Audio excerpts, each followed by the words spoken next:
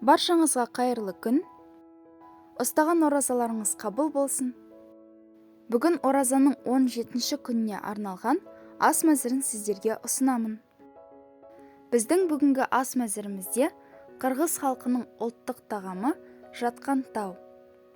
Бұл тағам өте дәмді әрі тойымды. Оңай жасалатын әрі үгітіліп тұратын курабье-бакинское печеньесі және қарапайым салат. Ең алдымен тағамымыздың қамырын жасайық. Ыдысқа 250 мл су, 1 шай қасық тұз, 2 жұмыртқаны салып араластырамыз. Сұйықтыққа 600 грамм ұнды аз-аздан салып, орташа жұмсақтықта қамыр илейміз. Қамырды илеп болған соң, бетін жауып тындырып қоямыз. Ал енді салмасын жасайық. Ол үшін бізге керекті заттар: туралған 3 бас пияз, үткіштен өткізілген 1 сәбіз, ұсақтап туралған 100 грамм ет, 100 мл өсімдік майы және жарты қасық тұз. Табаға май құйып, ет салып қуырамыз. Еттің үстіне пиязды салып, пиязды да жақсылап қуырып аламыз.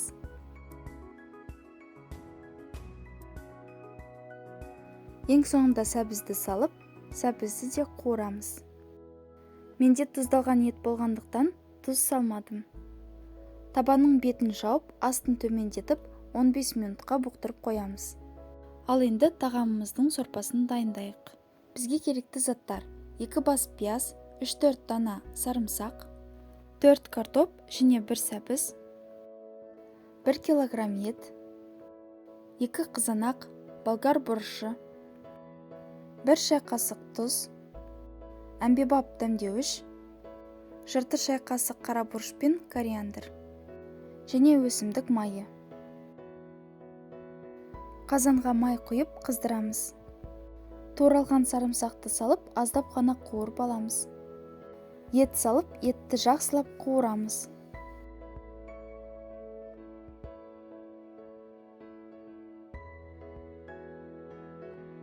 Етке сәбіз бен пиязды салып, оларды да жақсылап қуырып аламыз.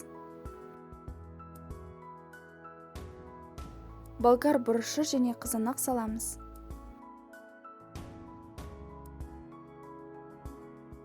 Кориандр, қара бұрыш, әмбебап дәмдеуіш және 1 ас қасық томат пастасын салып араластырамыз. Қазанға 1 литр шамасында су құямыз. Су қайнап шыққан соң, қазанның бетін жауып, астын төмендетіп, 30 минутқа бұқтырып қоямыз. Осы уақыт аралығында дайындап қойған қамырымызды жайып шығамыз.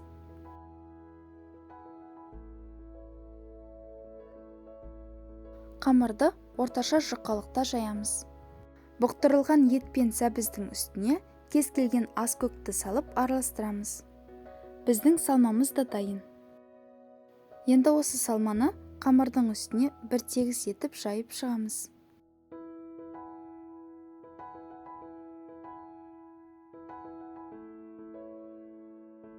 Қамырды видеода көрсетілгендей етіп ораймыз. Міне, біздің қамырымыз да дайын.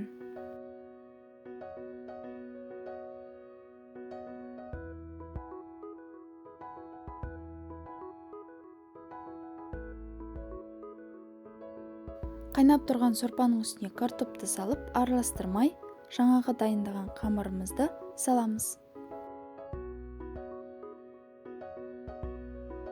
Қазанның бетін жауып, қамырды 40-45 минутта орташа отта пісіреміз.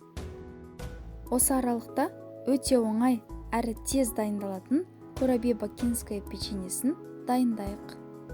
120 грамм жұмсақ сары майға 60 грамм сахарная пудра салып араластырамыз. Сары май мен сахарная пудра бізде осындай аппақ массаға айналуы керек. Содан соң үстіне 1 жұмыртқа салып, оны да жақсылап араластырып аламыз. Жарты шай қасық қопсытқыш пен 200 грамм ұнды аз-аздан салып араластырамыз. Печеньенің ұнын араластырып жатқан кезде духовканы 150 градусқа қосып қойыңыз. Алдын ала қызып тұруы керек. Ұнның барлығын салып араластырып болған соң, печеньенің қамырын бөлме температурасында көп ұстамаңыз. Ішіндегі майы еріп кетуі мүмкін. Дайын болған қамырды кондитерлік қапшыққа салып, өзіңіз ұнайтын насатканы қойып, пергамент қағазының үстіне осылай видеода көрсетілгендей етіп салып шығуға болады.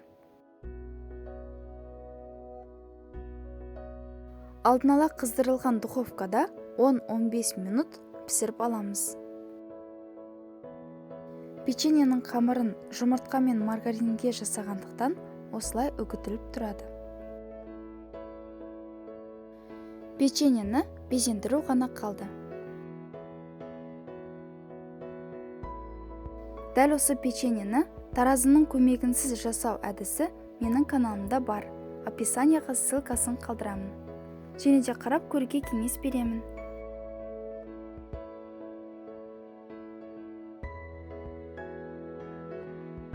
Міне, біздің Коробье-Бакинское печеньеміз де дайын. Ал енді тез әрі оңай жасалатын салатты дайындайық. 2 қияр және 1 қызанақты турап ыдысқа саламыз. Содан соң 4 дана краб таяқшаларын тураймыз.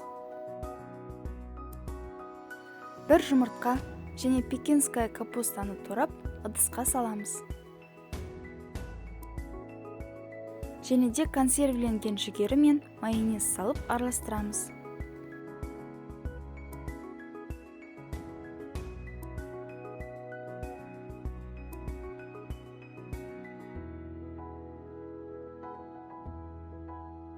Дайын болған салатты тарелкаға салғанда осылай безендіруге де болады.